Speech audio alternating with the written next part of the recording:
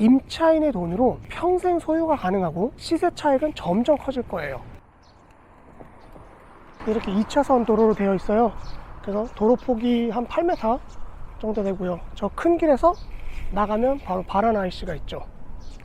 인구가 계속 늘고 있는 화성에서도 IC랑 정말 500m 밖에 떨어지지 않은, 그것도 2차선 도로에 붙어있는 2년 된 신축 공장입니다. 지금 가격이 9억인데요 대출을 활용을 하면 내 돈 1, 2억 정도만 있으면 소유가 가능하죠. 뒤에 있는 공장이 오늘 같이 검토해 볼 목적물인데요, 한번 안내를 살펴보도록 할게요. 너무 깔끔합니다. 층고는 약 하나, 둘, 셋, 넷, 다, 여, 일곱, 여덟, 아홉, 여 10m 정도 되고요. 지금 전부 다 잠겨 있어요. 창문도 잠겨 있고 출입문도 다 잠겨 있고요. 여기는 판넬 만들던 회사인 것 같습니다. 이게 지은 지 2년밖에 되지 않아서 깔끔하고 잘 지어져 있는 상태예요. 그리고 저 컨테이너가 하나 있는데 이 컨테이너는 내보내면 되는 거고, 그리고 이쪽에 가설 건축물이 하나 있죠. 저것도 뭐 치우면 되는 내용입니다. 여기까지 본 건물인데 이 뒤로 샌드위치 판넬로 가설 건축물을 만든 거죠. 이게 제시로 되어 있습니다. 지금 안에를 보시면 뭐가 많아요. 가설 건축물도 이건 지자체에 확인해서 신고가 됐는지 확인을 좀 해보면 되고요. 요 면적까지 임대료를 받을 수 있는지를 좀 한번 확인을 해봐야 돼요. 인구가 계속 늘고 있는 화성에서도 IC랑 500m 떨어진 2차선 도로에 붙어있는 2년밖에 되지 않은 신축 공장이에요. 지금 가격은 9억입니다. 13억에서 4억이 떨어졌어요. 대출을 활용하면 정말 내 돈 1, 2억이 있으면 평생 소유가 가능합니다. 너무 좋지 않아요? 안녕하세요. 즐겁게 경매하는 경매의 모든 것입니다. 한동안 제가 수익형 부동산을 중심적으로 검토를 했었는데요, 오랜만에 화성에 내려왔습니다. 3년 전만 해도 진짜 일주일에 적어도 한 번, 그리고 많으면 3번 정도씩 내려오곤 했었는데요, 소액으로 투자가 가능한 공장 물건이라서 제가 급하게 내려오게 됐습니다. 1억에서 2억 정도면 충분히 가능합니다. 정말 말도 안 되는 말을 하시는 분들도 계시던데, 공장 투자가 좋은 이유부터 체크 포인트까지 오늘 알려드릴 거니까요, 끝까지 한번 확인하시길 바랍니다. 공장 매입 시 체크해야 될 사항은 첫 번째로 도로, 그리고 두 번째로는 토지 신분, 계획관리, 생산관리, 자연녹지 이런 토지 신분이 있고요. 세 번째로는 IC와의 인접성, 그리고 네 번째로는 층고를 보셔야 됩니다. 추가적으로 더 봐야 하는 것들이 있지만 그런 것들은 영상 후반에 짧게 정리해 드릴게요. 내용 정리 한번 해볼게요. 여기는 화성 중에서도 향남입니다. 화성하면 송산, 남양, 마도가 대표적인데요, 향남은 잘 모르실 수도 있어요. 이 향남은요, 제약산업단지가 있는 곳입니다. 서해선 향남역이 생기는 곳이기도 하죠. 굵직한 산업단지와 역사가 들어오는 도시화가 계속 진행되는 곳이라는 것이죠. 너무 좋죠. 이런 곳에 2층 규모의 공장인데요, 사건 번호는 23타경 5884번이고요 토지는 약 415평, 건물은 219평인 지어진 지 2년밖에 되지 않은 신축 공장입니다. 허가는 제조장으로 되어 있어요. 최초 감정은 13억이었는데요 1회 유찰돼서 현재 9억 천에 진행 중입니다. 입지부터 한번 확인을 해볼게요. IC에서 500m 거리에 있습니다. 농담 좀 해서 걸어가도 되겠죠. 그리고 올해 개통 예정인 서해선 향남역이 바로 2km 거리에 있어요. 그리고 제약산업단지랑 발안산업단지까지는 약 3.9km 정도 거리에 있죠. 향남역을 기준으로 4만 세대나 되기 때문에 주변 인프라도 훌륭합니다. 공장은 도로가 정말 중요한데요, 영상에서 보셨겠지만 공장의 진입도로는 8m로 정말 훌륭합니다. 아주 좋은 위치에 큰 공장이라도 진입도로가 2, 3m로 여건이 좋지 않으면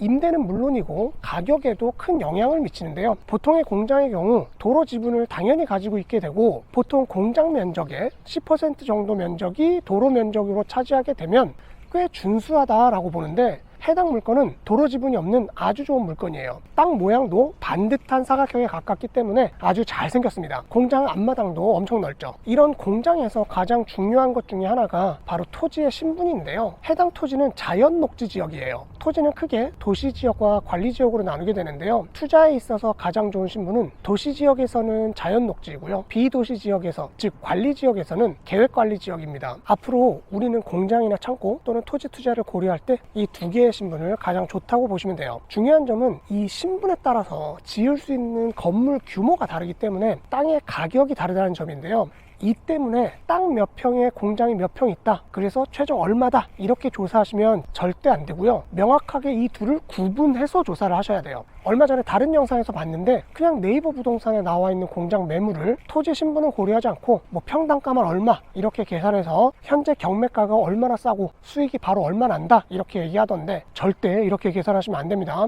좀 전에 제가 신분에 따라 지을 수 있는 건물 규모가 다르다고 말씀드렸잖아요. 건물을 지을 때 건폐율과 용적률이 있는데요. 해당 용도 지역은 건폐율 20%에 용적률 100%가 가능해요. 건폐율은 건물의 바닥 면적을 뜻하는데 전체 땅 면적의 20%만큼을 지을 수 있고요. 층별로 면적의 합이 땅 면적의 100%만큼 지을 수 있다는 거예요. 현재는 건폐율을 꽉꽉 다 채워서 지어서 건축을 아주 잘했습니다. 상대적으로 마당도 널찍하죠. 용적률은 아직 남아있기 때문에 위로 증축은 가능하지만 뭐 공장 용도니까 층수를 올리는 게 크게 의미가 있지는 않아요. 지금은 2층으로 되어 있죠. 여기서 이 공장의 단점이 아닌 단점이 있는데요. 현재 낮은 층고에 2층으로 되어 있다는 점이에요. 해당 건축물은 층고가 10m거든요. 그런데 2층으로 나뉘어져 있어서 한 층에 5m 정도밖에 되지 않아요. 보통 호이스트를 걸어야 하는 대부분의 공장은 층고가 8m 이상을 선호하기 때문에 해당 공장의 경우는 좀 아쉽습니다. 임차를 맞출 때 조금 시간이 걸릴 수도 있어요. 하지만 이런 형태의 공장을 원하시는 분들도 있습니다. 여기서 우리가 또 하나 주의해야 될 점은 임대 수익을 계산할 때인데요. 이때 정말 조심하셔야 돼요. 공장의 임대료는 바닥 면적을 기준으로 산정을 하게 되는데요. 가설 건축물의 면적이나 상부층의 면적을 일부 인정을 해주는 지역들도 있는데요. 층별로 모든 바닥 평수를 인정해 주지는 않아요. 저희가 예전에 폐차했었던 3층 규모의 공장 물건이 있었는데요. 정말 유명한 유튜브 채널에서 1층 임대료의 3배를 예상 임대료로 산정을 하셔서 정말 그분 영상만 보고 입찰해서 낙찰받으신 분이 큰 낭패를 보기도 했죠. 낙찰받으신 분께 여쭤봤어요. 왜 그렇게 높게 입찰을 하셨는지. 그랬더니 유튜브에서 월세를 이만큼 받을 수 있다고 해서 낙찰을 받았다 라고 하시더라고요. 임대료를 확인하실 때 이 동네 시장에서는 어느 정도가 인정이 되는지를 꼭 확인하셔야 됩니다. 공장은 감정가에 토지랑 건물을 제외한 기계기구가 있는지를 같이 확인을 하셔야 돼요. 기계기구의 금액은 감정가에는 포함이 되어 있지만 내가 낙찰받고 대출할 때는 이 금액이 제외가 되기 때문인데요. 이 기계기구가 감정이 큰 금액으로 되어 있다면 따로 고려를 해보셔야 됩니다. 금일물건에는 기계기구 목록이 없기 때문에 아주 깔끔하죠. 다가구 등 토지를 포함하는 부동산은 토지랑 건물 모두에 대해서 권리 분석을 따로 해야 된다고 말씀을 드렸었죠. 건물의 경우는 말소기준 권리보다 빠른 인수 권리는 없지만 토지에는 말소기준 권리보다 빠른 지상권이 설정되어 있는 것을 확인할 수 있습니다. 뭐 무서운 내용은 아니고요. 한전에 지상권이 설정이 되어 있어요. 바로 송전탑이 해당 필지위를 지나가기 때문에 설정이 된 건데요. 2015년도에 무려 1억이나 받으셨네요. 2015년도에는 그냥 밭이었는데 말이죠. 이런 송전선은 땅 가격에 분명히 영향을 미칩니다. 주거지역이라면 아주 큰 영향을 미치고요. 공장이어도 땅 가격에 영향을 미칩니다. 해당 부분까지 고려를 해서 가격 조사를 하셔야 됩니다. 임차인은 조사된 바가 없으니 임차인 부분은 크게 문제될 게 없고요. 경매는 돈이 되는 물건이 아주 많고 요즘 유튜브가 워낙 잘 되어 있어서 경매를 시작하는 것은 그리 어렵지 않은데요. 하지만 모든 물건이 나에게 맞는 것은 아닙니다. 나에게 돈이 되는 물건을 찾는 것은 쉽지 않은데요.